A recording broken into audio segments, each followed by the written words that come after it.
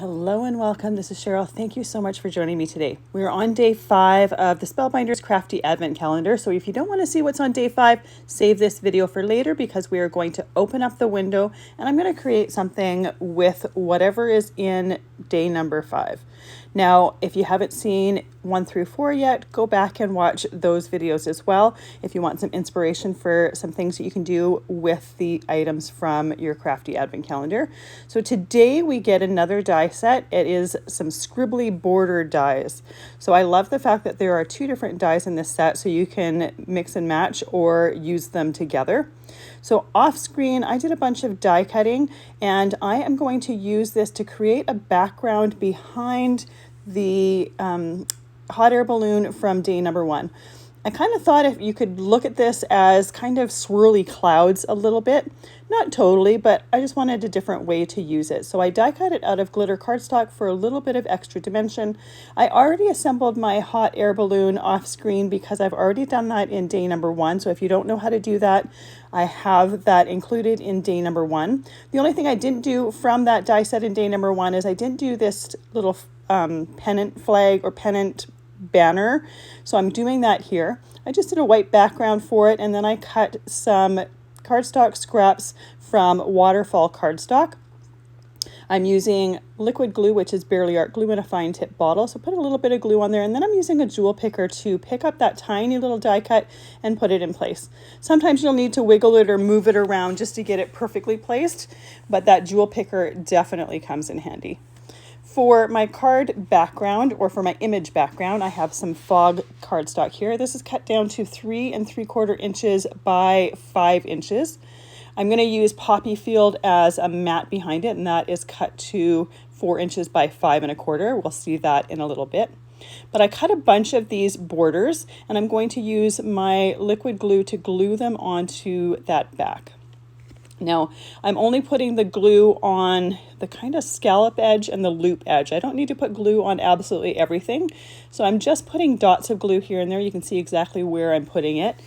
And this border is just a little bit wide for this background. So each one of those borders has a loop that hangs off.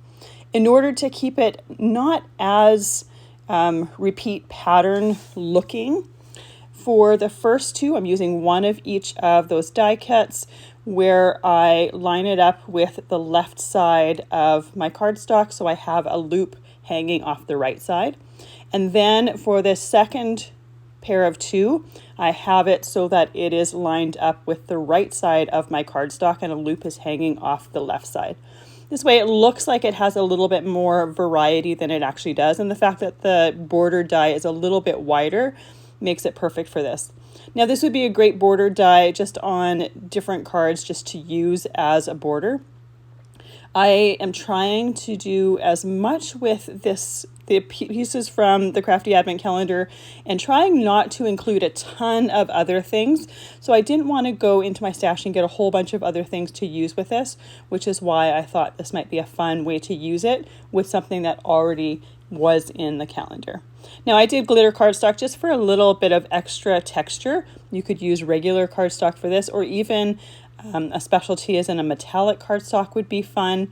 Just something a little bit different. And I chose the fog cardstock for the background so that there was a little bit of color variation between my swirly die cuts here and that background. You could also do this with a white background if you wanted, or an ink blended background would also be fantastic. Once I have all of these down, I'm just going to put my acrylic block on there, hold everything nice and flat and in place while I stamp my sentiment. So the sentiment that I'm choosing comes from the Typewriter Adventure sentiment, and it is a sentiment that says, fly high and reach for your dreams, or something to that effect. I thought it worked absolutely perfect with the hot air balloon.